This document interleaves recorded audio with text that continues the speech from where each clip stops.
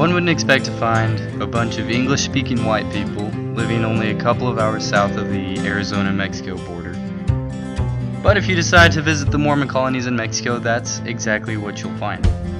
These two colonies, known as Colonia Dublan and Colonia Juarez, are suburbs, of sorts, to the bigger town of Nuevo Casas Grandes.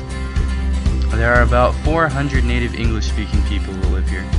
However, most of them are bilingual because of the fact that, well, they live in Mexico. Now you may think that's pretty weird, but here, let me explain. So in the year 1885, to help spread the church throughout the land, the prophet John Taylor sent groups of members to colonize northern Mexico, in part to help them escape the heavy persecution because of the polygamy laws in the U.S. The members there established 9 colonies in the states of Chihuahua and Sonora, and just as all early members, these saints were very industrious and efficient, establishing a sawmill, houses and communities, and, well, eventually they even established their own school, which they called the Juarez Stake Academy. Things there were going very well, until...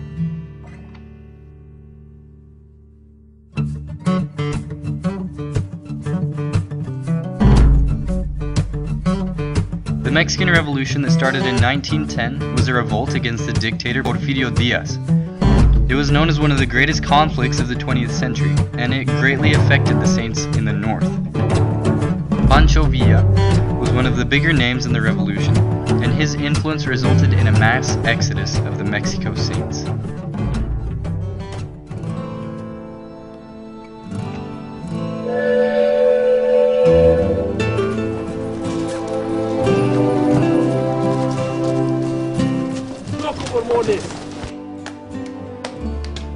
Pack the coffins nice and tight. You won't make El Paso. You will all be muertos. Pay no mind. Just trying to scare you. I don't like him. You'll be all right. You'll see. Maybe you're not all gonna be muertos. Perhaps I'll save a few. On July 28, 1912, during the height of the Mexican Revolution, thousands of Mormon colonists, mostly women and children, settlers from the United States who had been making their home in northern Mexico, were suddenly uprooted and under the necessity to flee for their lives with just a few hours' notice.